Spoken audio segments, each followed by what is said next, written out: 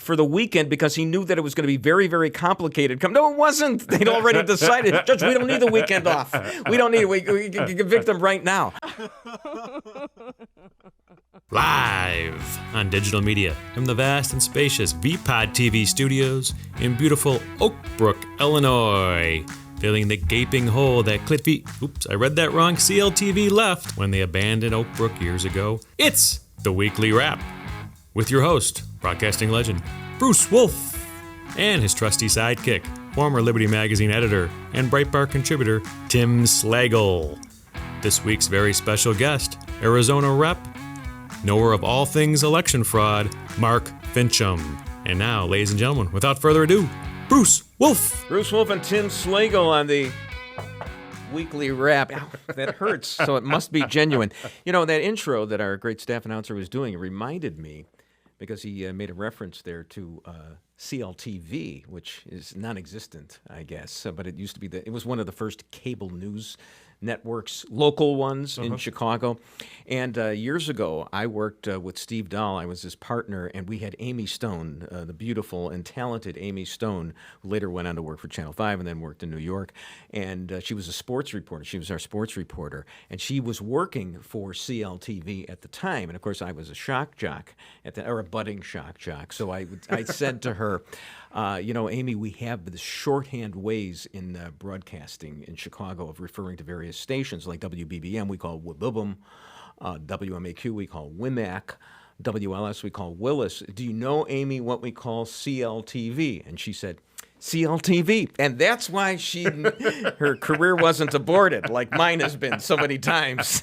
So, yeah, without further ado, Tim, I had an idea. When I saw that Caitlyn Jenner had come out against females, transgenders in the Olympics, sure, I thought that this is, and she's running for governor in California, but I think she should hopscotch right over that, and she should be the vice presidential nominee for Tim Scott. What do you think of that? I think that would be intersectionally perfect. Yes, there's no absolutely. way. There is no way anyone could criticize. You'd anyone. have to. It would be like the Eisenhower of this generation. Everybody wanted Ike. He just went with the Republicans, as Russell Kirk said when Eisenhower was accused of being a communist. He said, "No, he's a golfer." So, So that's what I like. Now, coming up in the next segment. I'm already teasing the next segment, but we have Congressman Mark Finchem, who is in Arizona, where they're having what I have referred to before the show as like the third recount, and I was corrected by our producer, Chris, who said, no, this is the two before were recounts. I had called them audits. So this is really the first audit, I guess. I'm not sure what the difference is between an audit and a recount. I guess a recount is counting the same ballots over and over again so you get the same result, which is the definition of insanity. But an audit, you make sure that the ballots weren't zero. It's never just another day. Yeah, right, supposedly. But we're getting into things like whether there was bamboo traces found on the ballots because there was a Chinese conspiracy. Now, I understand that's supposedly a red herring, which I like to get, but if my Chinese food order on occasion. If they use bamboo-free paper for the ballots, the mail-in ballots, and there's bamboo in the ballots, I mean, that would indicate that those ballots came from somewhere else. The main you have to find the bamboo. That's the thing. Is there bamboo in the ballots? And that Chris was saying beforehand, that's just something somebody threw down at the end of the list and everybody has latched onto it. But there's other things like were the ballots folded or not. But a lot of ballots, mail-in ballots, aren't folded. I think, what's going to happen, that's a good question. Big envelopes, I guess. The really big Titanic envelopes.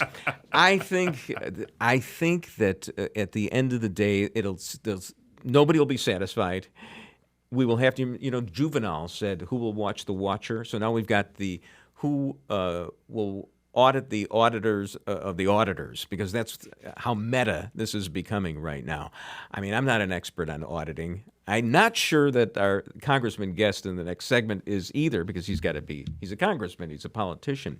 But I know that you guys in here are all against me on this because I'm a rhino, supposedly, who voted for Trump twice. That's the definition of a rhino. But if I don't believe that Mike Lindell was telling the God's honest truth when he was on Jimmy Kimmel, and by the way, you mentioned that his appearance on Jimmy Kimmel, and you said he had acquitted himself well. You're right.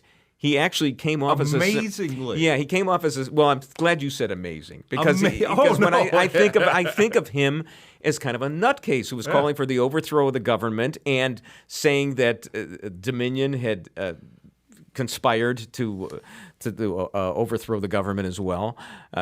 Because Hugo Chavez had decided that he wanted the embargo to end or something, but Kimmel likes him. So he turned out to be pretty good and likable. And then they had a Mike Lindell imitator on at the end who was very funny. And Lindell was laughing at himself. So he was self-effacing. To look at his case in the best possible light, though, it's that he got some information from some guy who says that those Dominion machines were rigged. And he'd like Dominion to open up those machines. So...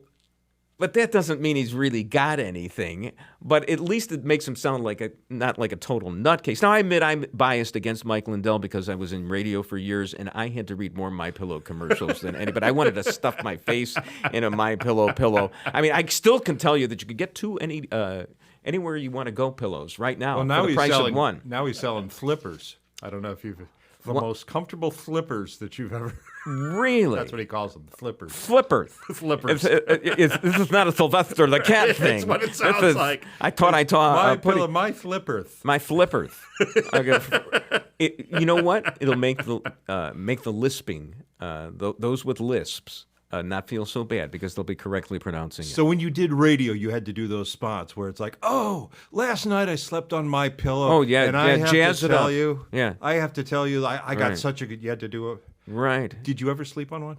You know, we actually did get them. I honestly can't tell you the difference because I don't remember. Yeah. You know, in my dotage, I don't have short-term memory anymore, so I don't remember.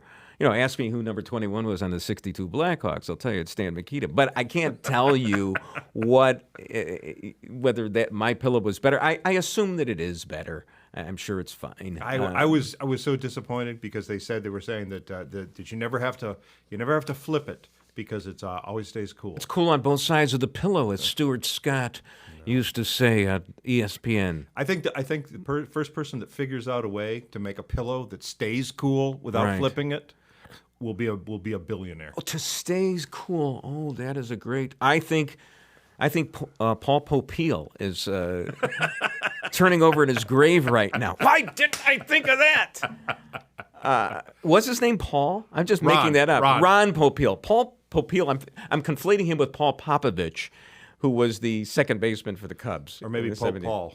Or whichever Paul you want. Well, it goes better. It's an alliteration. Ron Popeil. I mean, it may as well be Fred Popeil. Sure. Yeah. But it was also Ronco and Popeil. Yeah. Oh, so you fell for a lot of those things too. Kitchen magician, a Ginzu knife set. You're up late at night. I think I'm gonna buy the Jane Fonda workout right now. I never bought any of it, but yeah, I was up late at night. So you know, I mean, Jane Fonda. I mean, she bamboozled us. It's hard.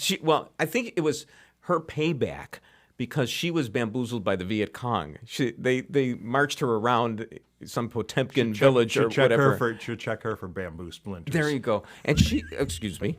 So she got her vengeance upon American society with the Jane Fonda workout, which I was doing it, the Jane Fonda. It's like stepping and are you ready to do the workout? Yeah.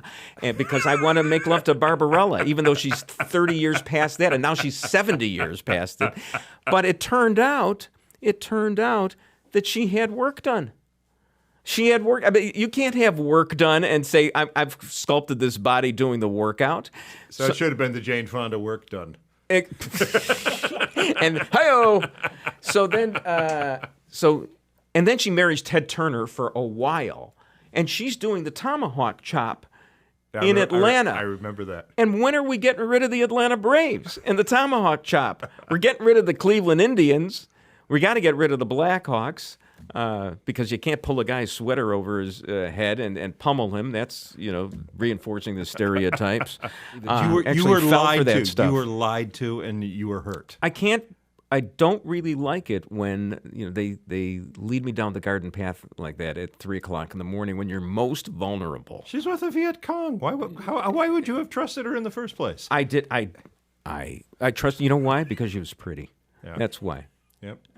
She was great in On Golden Blonder. No, that was the porno. That was the porno version. Oh, boy.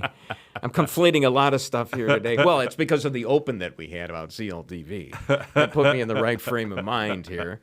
And, I think I'm doing a podcast. You're kind of expected to go right to the edge there, although everybody does. So it's pretty passé, I imagine. All right, so coming up, we will be talking to the congressman, and I wanted to use this segment to do some prep because I'm a little nervous about talking to a U.S. congressman.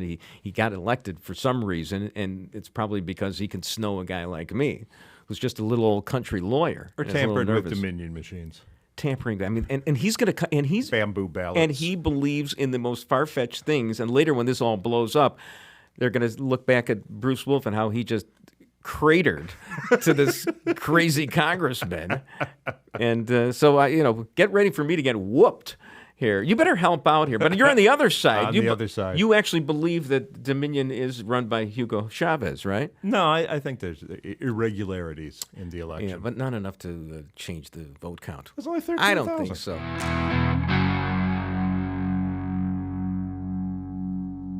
In Arizona, they call it an audit. Of course, we know that's not what it is. It is an unprecedented, slow-moving, and supremely partisan, beyond partisan exercise.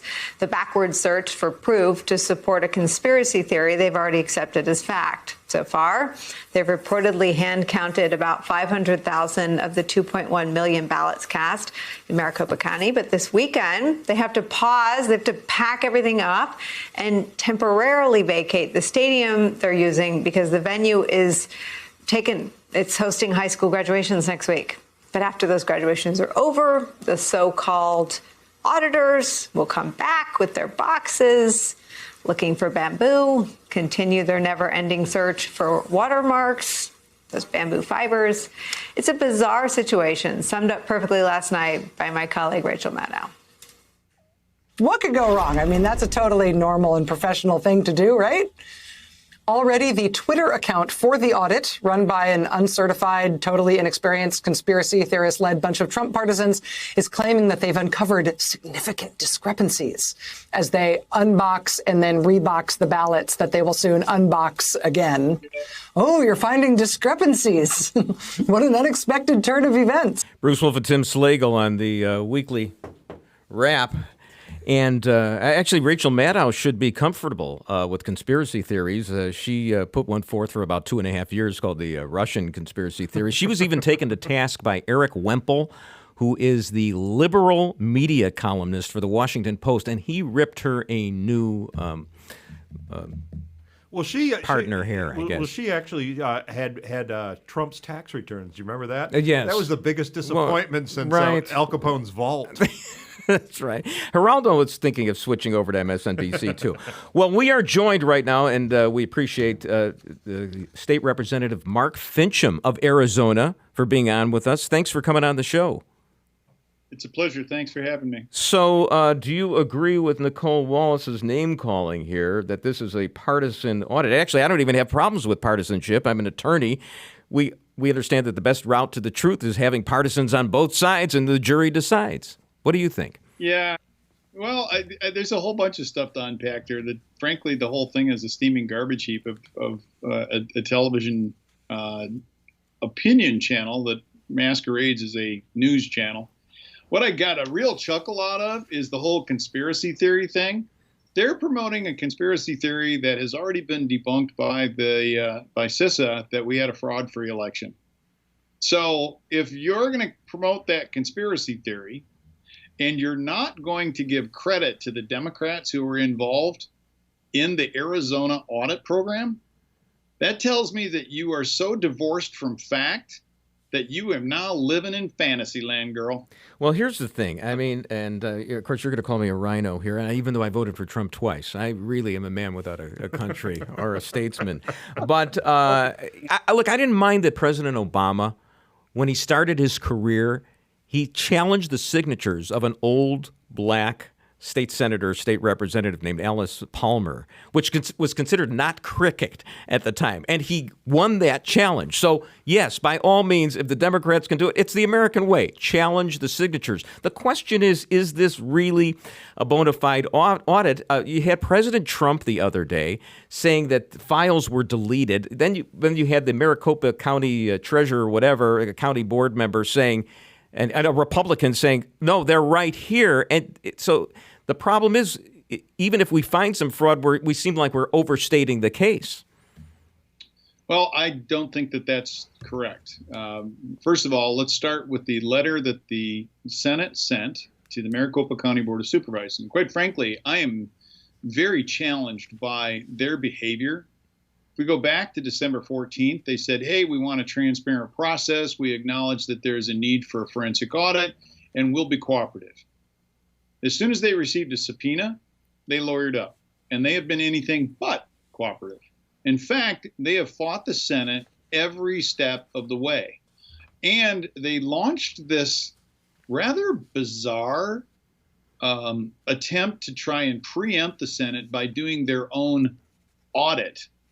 Parenthetically, well, okay, wait a minute. The folks that you had come in to do whatever it was that they did, first of all, they weren't EAC certified like you claimed they were, and they weren't auditors.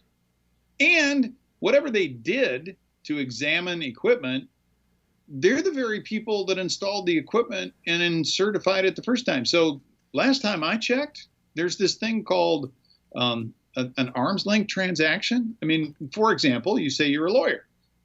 If a judge has a relationship with whether the plaintiff or the respondent, generally the judge would recuse himself, right? Right. So, well, here's the thing. The problem is, and I'll even stipulate for the moment that they're not good. The problem is that Cyber Ninjas, which is the outfit that's being used right now, has been criticized as well. It's been criticized by a guy who's done auditing for both Democrats and Republicans. And the Cyber Ninja head was quoted earlier before all this as saying that there had been a lot of fraud, so there was a little bias there. And they're accusing him of being an amateur who really doesn't know what he's doing. I mean, even to the point where a reporter noticed that somebody was coming in to do the audit, and the auditors had black pens, which of course could match the black ink, and they should have switched to red ink. Let me stop you there. Okay. This is all BS. Okay. So first of all, on the audit floor, they did spot some blue and black pens. That was before ballots ever arrived. So this is more of the propaganda crap that's being spread by the leftist media. Black and blue pens were removed from the facility. It took all of about 5 minutes. They let everybody know, here's why you have to have red and green pens. Okay? So let's talk about the so-called certification of people. Cyber Ninjas is the manager of the audit process. Are they a participant? No doubt they are. But I want to be really clear. I'm in the House of Representatives. This is an all-Senate show. So I'm an observer here. I get information from the Senate that is, shall we say, public information, but not a lot of people listen to it. If you had the opportunity to watch the Senate hearing this afternoon at 1 o'clock Pacific Daylight Time, the folks from Cipher were able to explain that they have been accepted by both courts and Congress as expert witnesses. And when you're looking at somebody who has the expertise to examine equipment, why did that? Because they're not auditors, they're service providers. Right. So if EAC is in the business of certifying labs, they're not in the business of certifying auditors. And it's rather disturbing to find out that the Maricopa County Board of Supervisors don't appear to know the difference. So at the end of the day, we've got an audit team that has been assembled with varying skill sets. And we've got one of the most knowledgeable Democrats in the state of Arizona, John Brakey, is a part of the audit team. He has been critical of Maricopa County for years, some of their sloppy practices, and now they're upset because they got found out. Okay, well, you've got Republicans, and John's not the only one, you got Democrats who are all taking a look at this saying, we're finding things. But the letter that President Fan sent to the Maricopa County Board of Supervisors was not accusatory. It was informational. We are looking for certain information. Can you help us? Have they found anything? I mean, other than these, red herrings about bamboo? Yeah. So has anything been found? Yeah. Nobody's even a fictitious invention. Yeah. By the leftist news media. Okay. That's not what they're looking for. Okay. What have they found? Do you know what they found? I mean, obviously, it's supposed to be secret, I imagine, right now. Oh. But is there something? Give me a wink. I'm not. I can neither confirm nor deny. I have a question. It's first they said that the files were deleted. Then they said no. You just don't know where to look for them. And I've tried to help my mom with her computer, and I can't tell you how many times she told me she erased the hard drive. So here's my question: were those files deleted, or did they just not know where to look for them? I can neither confirm nor deny. Okay. Look, I'm actually in favor. I'm in favor of this, and I think I'm in favor of for the same reason that a lot of Republicans are. Is that we want to put this to rest? I mean, if there is something to be found, they find something. I don't know where you're getting that narrative, but that's crap.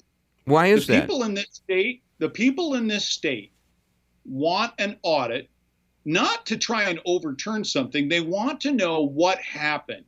They know intuitively that why is that crap? I'm just saying that it would put it to rest to know the truth right now. And if the truth comes out where you have somebody who is actually pro-Trump, does the audit, and you find out, I'm sorry, somehow people voted against Trump in this election in Maricopa County, then it should put it to rest, right? Yeah, the whole propaganda line is that Republicans don't want to have this audit, and that's just not true. Not only do Republicans want it, Democrats want it as well, because they understand that we have an obligation as the legislative body of this state to prove or disprove whether or not something happened. If something happened, was it criminality or was it incompetence? Or did nothing happen? I mean, I will tell you, I'll be the first person to celebrate if the hand tabulation of the ballots matches the number that Dominion's equipment claimed was in the election. All right, so let me ask you this. How much money you want to put on that it was not enough to alter the election? I don't think I'd take that bet, brother. I would love it to be overturned. It would be the greatest thing. I mean, look, we had Trafalgar. Nobody believed Trafalgar in the polling. I believed him because I know I'm a secret Trump voter myself. I don't like to tell people that I voted for him except on these podcasts. Look, Representative Fincham, he was totally spot on, and Nate Silver and all the rest, had egg all over their face. We're going to come back with the next segment. We're going to talk about HR1 and how the federal government wants to take over the vote in Arizona and other states. Could possibly go wrong with that? Nothing.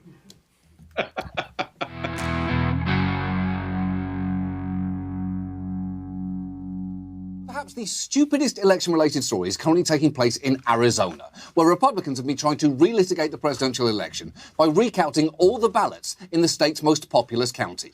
This is yet another tally of the nearly 2.1 million ballots in Maricopa County. But this so-called audit is unlike any other. These are ballot counters heading into a shift. Have you ever done election counting before?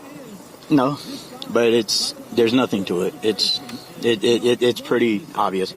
Yeah, That's not reassuring. Normally when a guy in those sunglasses says, there's nothing to it, it's pretty obvious, he's just seconds away from reversing his brand new ATV through the front window of a Fuddruckers. And for the record, this recount is a total joke. The audit company in charge, Cyber Ninjas, is owned by an advocate of the Stop the Steal movement, and obvious bias aside, the process alone seems pretty slipshod. Arizona's Secretary of State has expressed alarm over accounts of ballots being left unattended and untrained workers using different rules to count ballots, all of which the audit's official Twitter account disputed as baseless claimies, which doesn't exactly fill you with confidence about their attention to detail-ease.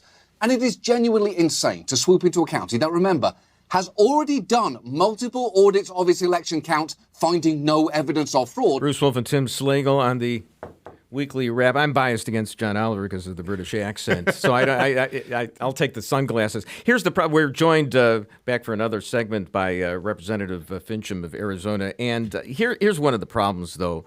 It's you get people like Sidney Powell, who was like the head of this movement for a short time. She sued for libel, was it, by Dominion, and her defense is that no reasonable person would believe her. Now, that doesn't inspire a lot of confidence in what she was saying, does it? Frankly, I haven't been following anything other than our own Good events answer. here in Arizona. Good answer. So how do you answer John Oliver's investigative journalism on HBO? Loved Game of Thrones, by the way. Investigative journalism. I think that you're taking great license with that term. Okay. That sounds like a propaganda proponent who is spinning around in the parking lot, not quite sure what he's looking at because he doesn't even know what state he's in. Okay. All right. Let's switch gears just for a second. So Congress passed. No, Congress is just the House, right? Is that right? The House passed HR1, which sounds one and F. Yeah, so they're mirror bills. Yeah. And that sounds very impressive. But it basically would be the usurpation of voting by the federal government, taking over what the states had always handled. And one of my favorite parts of it is that it mandates automated registration of people who apply for unemployment, Medicaid, Obamacare, and college, or are coming out of prison.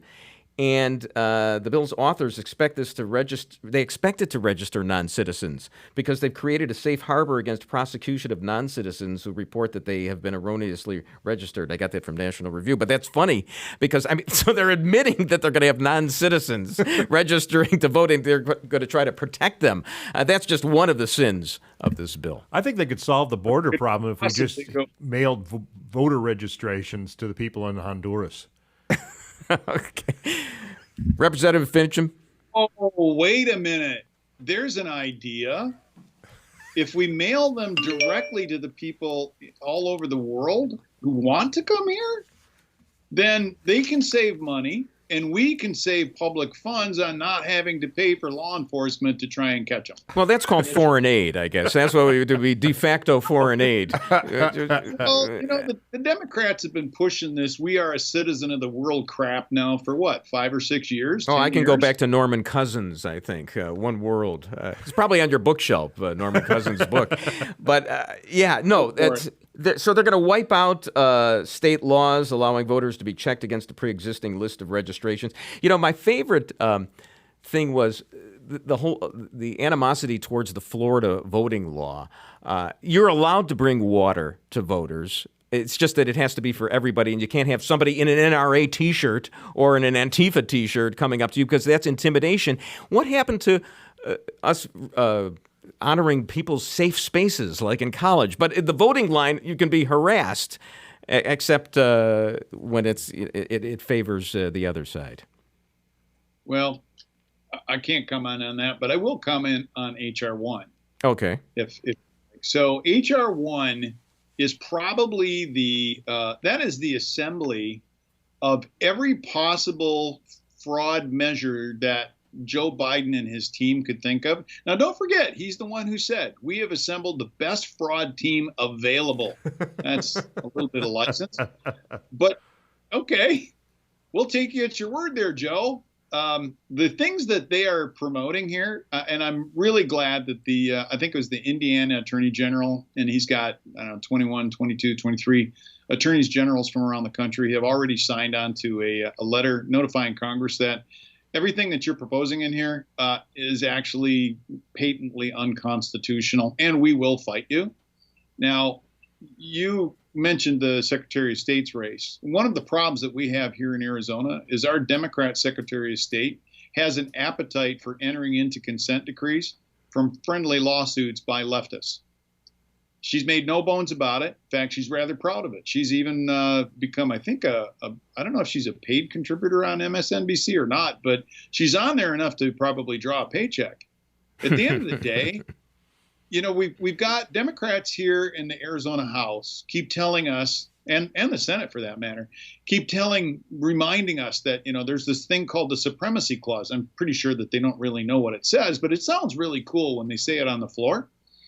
Well, if that's the case, if you're going to tell us that the U.S., the federal government can come into Arizona and dictate how election law is going to be done, well, then we'll just take action to nullify it. Well, you can't do that because of the Supremacy Clause. Really? If that's the case, then we're going to overturn your legalized marijuana law. Exactly. The moment you say that, they run scared. Well, everybody's in favor of states' rights, until they're against it. So until it's a code for racism. Yes. I am right. so what I am about this is Cass Sunstein's idea of nudging people. And this is how propaganda is introduced to people. They introduce HR1, and it's, you know, the federal government we need to federalize the election so that they'll be fair and free. What could possibly go wrong with that? But they know that it's not going to pass, or if it does pass in the House, it won't pass in the Senate. And they'll kind of puddle around with this thing until one day they really want to strike. And I think that the states and the state attorney generals have got we've got the upper hand in this. They can try to do what they want to do, but at the end of the day, it's the legislatures who have the real power. It's not Congress on that matter. But here's the thing: just looking at the cultural trends, this is just a constant fight, and I think the progressive side is winning this. Everything from Obergefell to, and although apparently Roe versus Wade could be on the docket pretty soon, which would be quite interesting. But it is. It just seems that way. I mean, look at Arizona, for crying out loud. That's the place where all the snowbirds went, and they kept it Republican with Barry Goldwater, and now all of a sudden they may have actually voted for Joe Biden for president, notwithstanding this audit. Yeah. It didn't happen. Here's why we know it didn't happen. All right. And it's why it's intuitively, it's nonsense intuitively. Leading up to the election, this would be August, September, October. It first started off that you'd see a Trump train of maybe a dozen cars. And this is in my community, okay? It's one community, but I think it's fairly representative of Arizona. You'd see a Trump train of maybe a dozen cars. There's Biden trains behind gas stations now. Right. I'm sorry? Biden trains are behind gas stations right now. You stepped on his great joke, Tim. Usually we're going to have it run in the crawl, Tim. It's going to be fine. The following weekend, you'd see 24 cars. And then the weekend after that, you'd see 48 cars. I mean, when we led up to the weekend before the election, a 3-mile long traverse of vehicles down Oracle Road in Oro Valley, Arizona. Do you know what we saw for Joe Biden? A couple of hippies standing on one corner with a 3x4 sign waving it. Look, we didn't even see yard signs out. There's two sides to the coin. So you have Trafalgar, who showed that there were all these secret Trump voters who didn't show themselves, okay? There were also the Biden voters. There was only one electric character in this election, and that was Donald Trump. And the vote was a referendum on Donald Trump. And there are a lot of people, trust me, I travel in those circles. There are a lot of people who absolutely hate Donald Trump. That's why it was a surprise. He actually did well in the inner city. I mean, he did a lot better than Republicans usually do. But those suburban women, and I want those suburban women to have their daughters be on a soccer team and have a transgender play against them and knock them right out of the game. I mean, that's what that's they'll deserve that. But that's the thing, they hate it. So I think your intuition. If I might say, you're not a woman and you don't have intuition. There you go. Well, okay, I'm not a woman, but I do have intuition. Okay. And we also have data. And the whole suburban soccer mom thing, it's not validatable, because the suburban soccer moms we're talking to, and I've got to believe that they're representative of our communities, they're telling us, no, I voted for Trump because I couldn't bear the thought of what Joe Biden might do to this country. The problem with conspiracies is, I mean, you've got to have a mass, the evidence. I mean, we'll see what the audit shows, but you got to have a lot of people involved in stuff like this. And is that the line? Is that the gas line or the Trump line? Guess that line. That to me sounds like a Trump line with horns. There you go. I like the line about the Biden gas line. There we go. All right, you can use that. We're going to give that to you.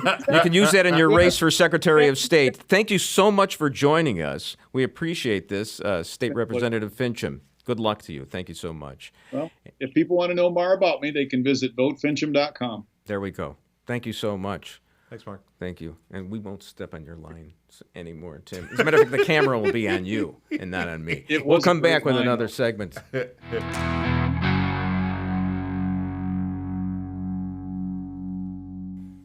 And it's Bruce Wolf and Tim Slagle. Should I put the knock before the Slagle or afterwards? Well, we'll figure it in post-production on the weekly wrap. And I just want to put a bow on our two-part discussion with the state representative who I originally introduced as a congressman, but he's actually a state rep.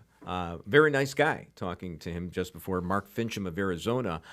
I was expecting some crazy guy because he's a Trump voter, but he believes that the election was stolen. And he shocked you like Mike Lindell. Well, right. Mike Lindell acquitted himself rather well with Jimmy Kimmel. It wasn't as bad as I thought he would be.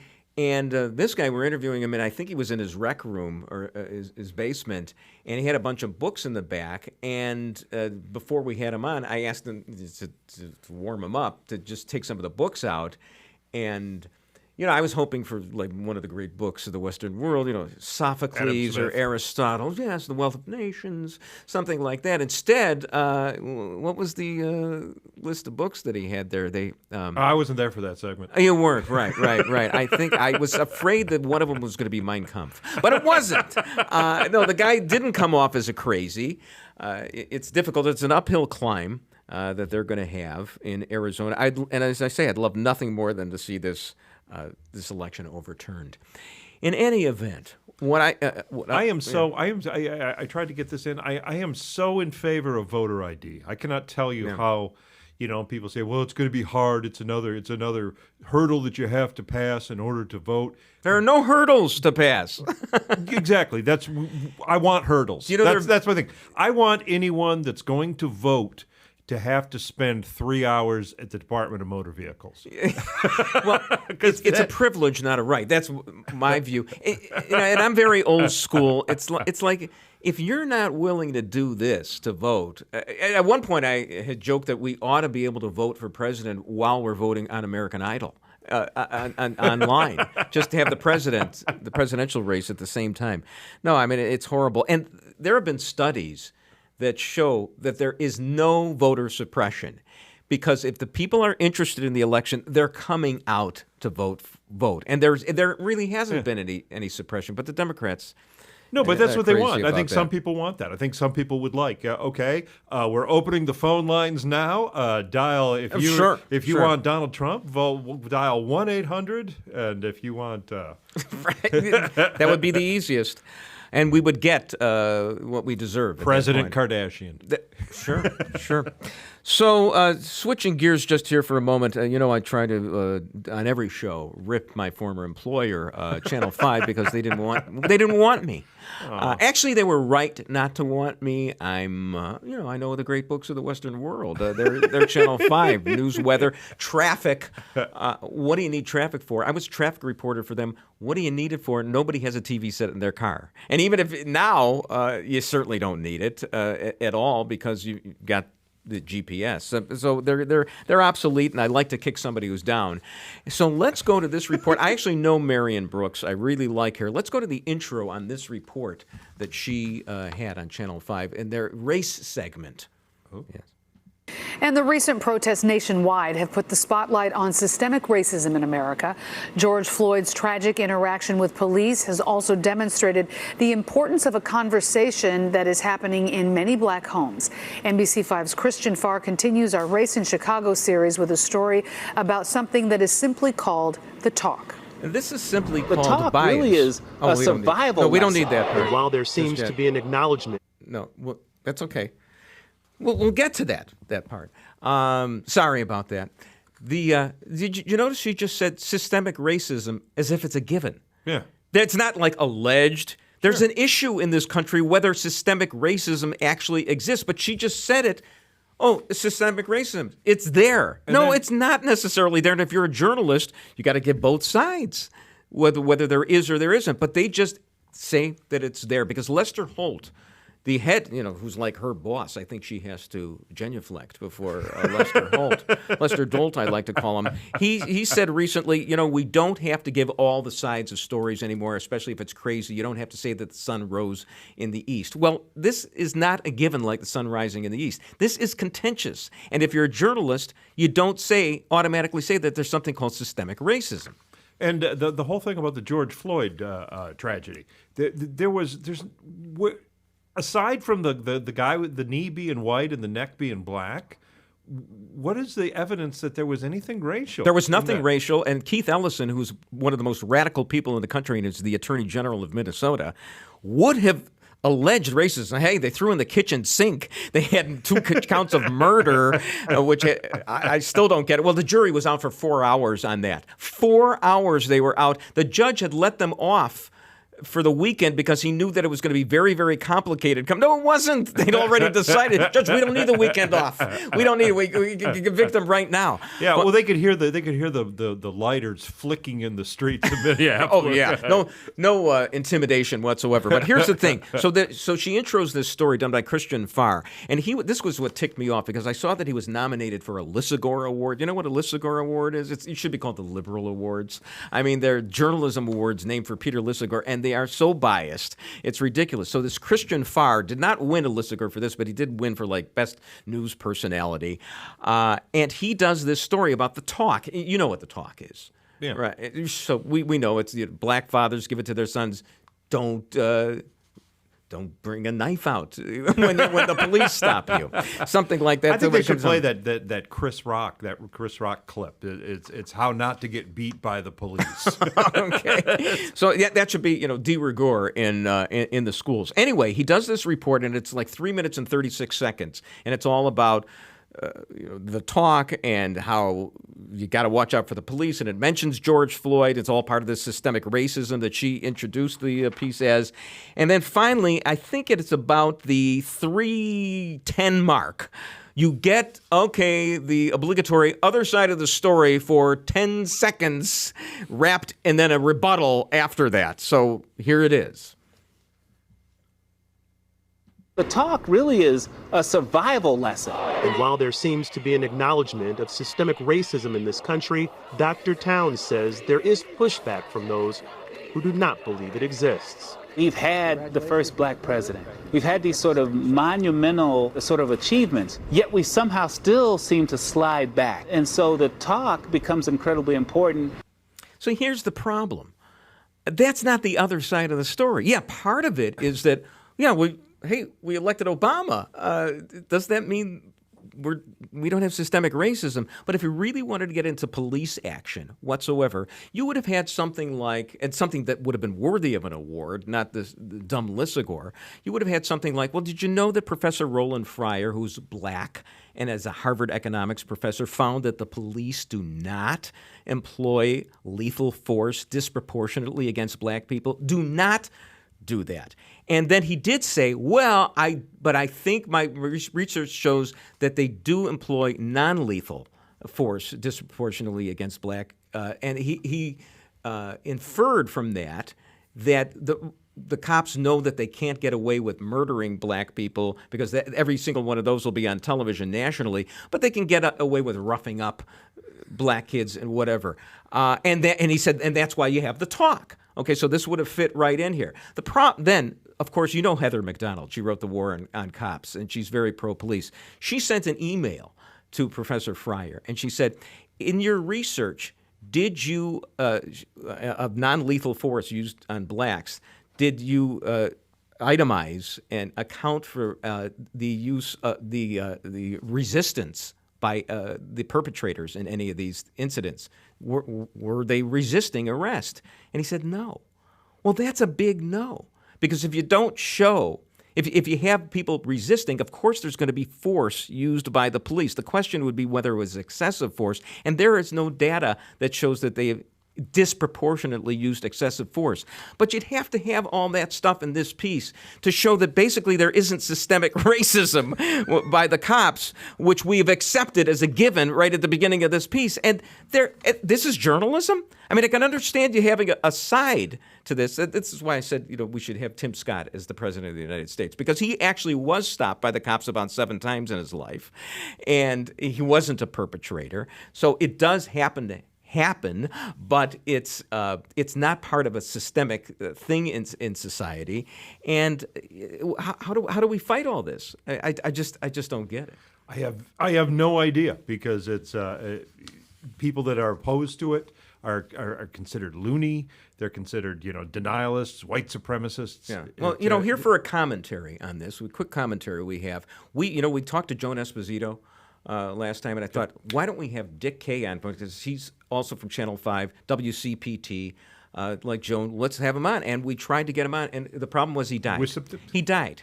He died last week. Okay, but we have this podcast can get anybody. We have the ghost of Dick Kay on with us right now. Dick, are you eeny beeny chilly weeny? The spirits are about to speak. Are you there, Dick? Bruce, are you there? Yes, I am here, but you are not. It's dark. It's very dark. How is it in purgatory right now? You're suggesting purgatory. Yeah. Do you think that Marion Brooks' piece was objective and good journalism, Dick? Well, Bruce, this reminds me of an old talk I had with Harold Washington. Okay. Do you know? If you know, he was the first black mayor of Chicago. I do know that. Oh. Wasn't Eugene Sawyer the mayor before him? Let's not get bogged down in details. I mean, just 2 days count. Heaven can wait. Let's go ahead. Well, when I was talking with Harold, he told me once. These are dramatic pauses. Yeah. He told me once that he didn't have to have a talk with his kid. That's really? He didn't have to have a talk with his kid. There you go. Well, thanks for giving the rebuttal. Well, I don't know if that's quite the rebuttal, but I appreciate that. If I may. Do you remember Ed Verdoliak as well? Sweaty Eddie, 10th Ward. Yeah, absolutely. Yes. He once told me. Yes. That he had to have a talk with his kids. Why? You don't know why? Because his father was a crook? It wasn't. You figured it was how to evade the police. And there we go. Hi-yo. Thank you, the late Dick Kay. Oh, we get the scoops. We get the interviews right here.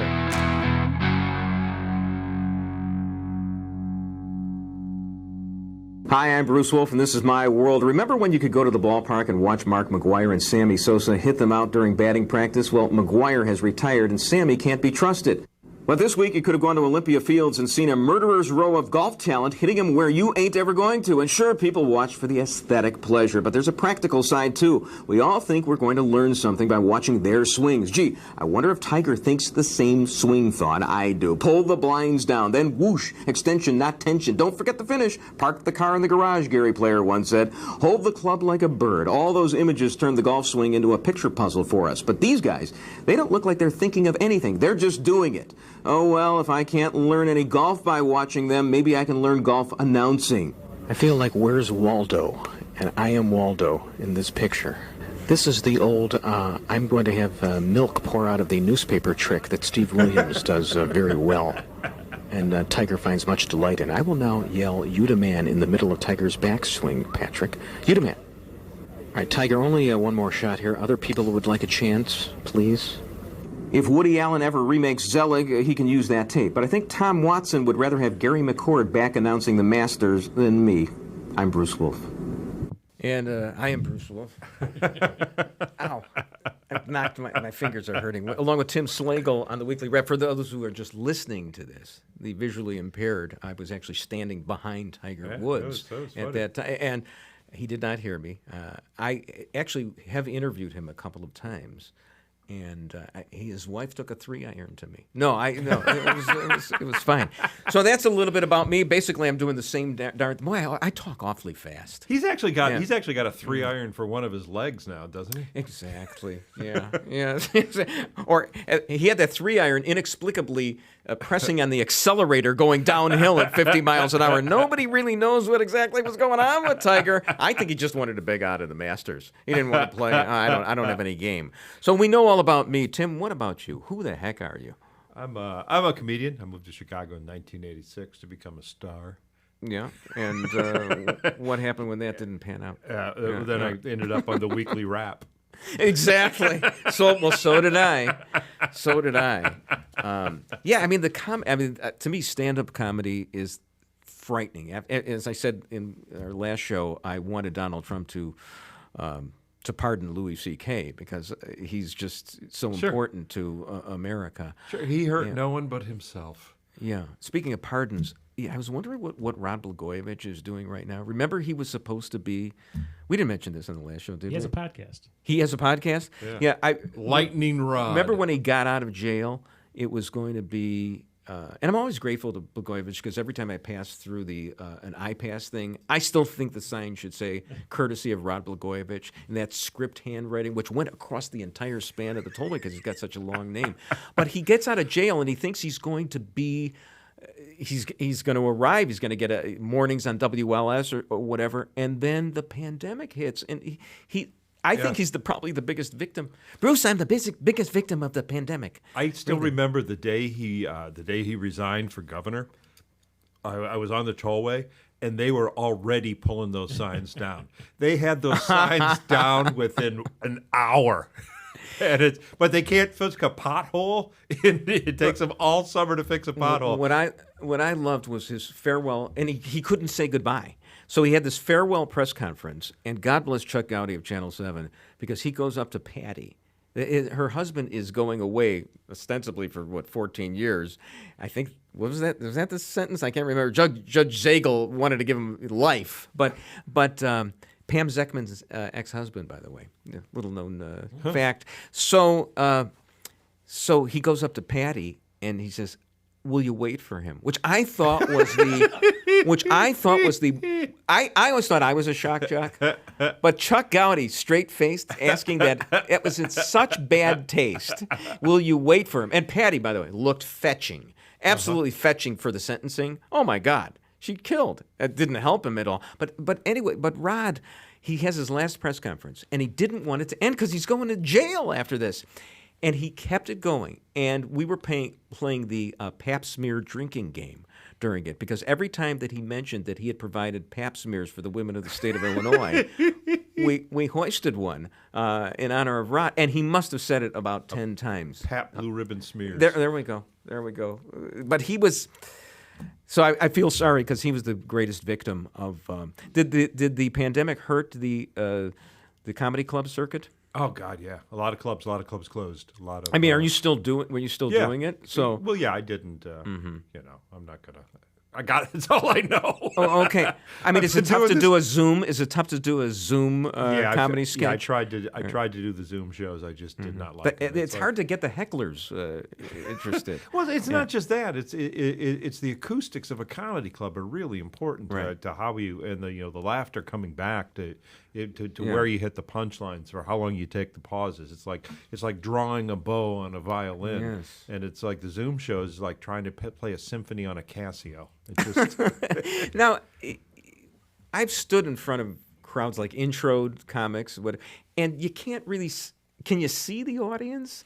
You can see. You can usually see if the show is lit correctly. Oh, okay. You can see like the first row of tables right in front of you, right in front of the stage, and that's like your studio audience. Is you play to those people, and if you get them laughing, then the rest of the crowd, the home audience, which is the people sitting beyond the lights, know that's the cue. Is there anything more boring than what we're talking about right now? And not actually telling jokes? Probably not.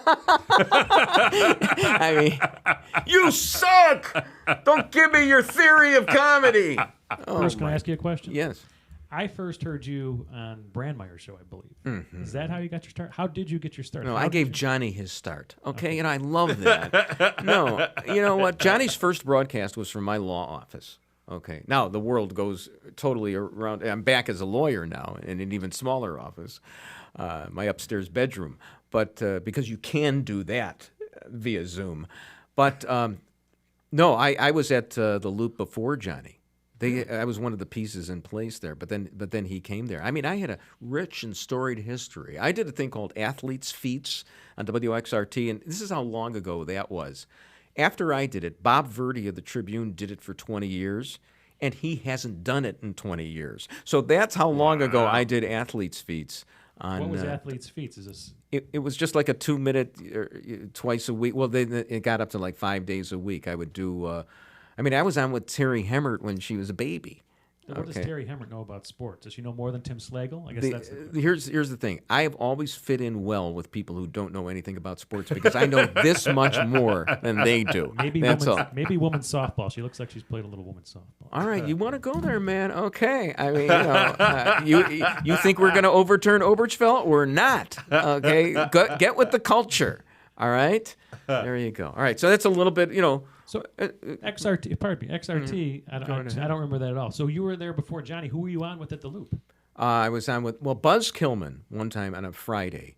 I popped Chet Chit Chat on him. I had done it. I'd actually originated it on WXRT because was substituting as the news person right before I became a lawyer because Marge Halperin was on pregnancy leave, and they let me do the news. Well, the news used to lead into the sports. Well, I couldn't lead into myself because that's masturbatory, right? Now what the sports is me. Mm-hmm. So I said, now with the sports, here's Chet Chit Chat. And then I did the voice, which I did at about, I'd say like 33 1/3 compared to the 78 that you hear me talk. That's when I started doing it. So I originated it back there. But I was inspired by Steve Dahl and Gary Meyer because they used to ridicule Chuck Swirsky because everything was the bottom line. Everything was the bottom line. And I turned it into the lobotomy line. And the rest is history. And I am history. So, yeah. Literally. No, right. Literally history. Yes. But you were back on XRT when the music they're playing now was new music. Oh, now XRT, here's what's wrong with XRT. Yeah, right, absolutely. XRT, and they've gotten old because I know the program director of XRT. It's Greg Salk. He used to be my boss when he was like 19 years old at the Loop, and now he's about 100. But he said, I told him we were playing golf last year, and I said, there's something wrong with XRT because I can listen to the music. And back then it was, they used to they had a fight years ago. This is, like 40 years ago. They had a fight because they went to automated commercials. They wanted to have the staff just read them, and they didn't want, God forbid, Coca-Cola should drop $1 million in advertising on, it's wrecking us. Yes, we're not pure anymore. Did you ever see the movie FM? I know of it. Yes. No, and it's kind of the concept of it. Is the corporate suits wanted them to have a playlist. Right.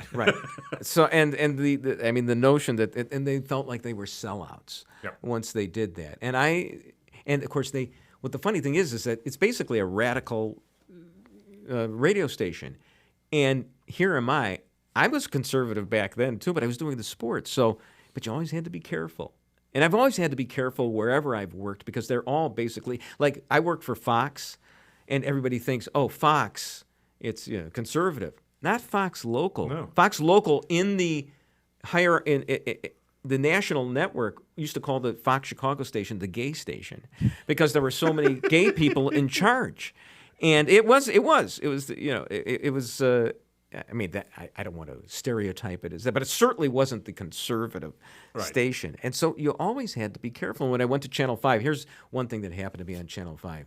I'm doing the sports in 2008, and Vinny Del Negro is going to become the coach of the Bulls. And there was a lot of criticism because they said that he didn't have any head coaching or executive experience. And this is right when the campaign is going on between McCain and Obama for president. And I say, well, it doesn't matter that he doesn't have any executive experience. We're about to elect a president who has no executive experience. And I immediately get something on my computer from the news director saying, watch it, Obama. And I retort, hey, McCain doesn't have executive experience either. But I get it, because all we cared about was alienating Obama voters, because that's Channel 5 that is so biased that why don't they want me anymore? Why don't they want me? I want to say boom shakalaka and ding dong dilly of a dinger when home runs are hit. Yes. But enough about me, more about we. So it's I have one question for Tim as well. Yes, there we go. Tim, comedian, and then you become a contributing editor at Liberty Magazine. You're a self-described libertarian. How does that happen? I was at. I would do a lot of libertarian events. I would do. Go around doing state conventions, national conventions, fundraisers, and that for the Libertarian Party. And I met the editor from Liberty, and he said, "You should write for me." And he goes, "I don't have money, but I'll make you a contributing editor." No, there you go. So there you title go. was the currency. Yeah, exactly. So how do you get looped into the libertarian circuit? You think there'd be money to make? It's free market. You're worth a lot. Well, they don't have a lot of money. How do they have enough money? Because they've established themselves to be a political party that is on the ballot every presidential election in every state, right? Yeah, that's where all their money goes. Oh. They actually manage to get. Yeah, it's amazing. The ballot drive, the volunteers, they're great at getting on the ballot, and that's hey, Chris, about it. You make it sound like, you should have money because you believe in capitalism and everything. The capitalists are theorists. I mean, do you think Adam Smith had a lot of money? And capitalists themselves, of course, don't believe in capitalism. They believe in cronyism. They're just beneficiaries of what our system is. Exactly. As Thomas Jefferson, was almost a pauper by the time he died. Right. He almost went bankrupt. He couldn't make any money that he didn't inherit. Well, they didn't have autograph booths. I'll sign your Declaration of Independence right here for $6. Here we go. Yeah. But outside of the weed smoking wing of the Libertarian Party, which was its own thing, it's made up of I don't want to say greedy businessmen, but that's a lot of the another faction. So there's money in there. There's a reason that they have and there's a reason they have money because they're greedy and they don't want to give it to the theorists. Tim Slagle, when he does his stand-up at an event, I want him paid, Bruce. I want him paid. I do too. I want him paid. Absolutely. All right, that's our bonus block on. I can't even knock anymore. My knuckles are sore. On the Weekly Wrap with Bruce Wolf and Tim Slagle.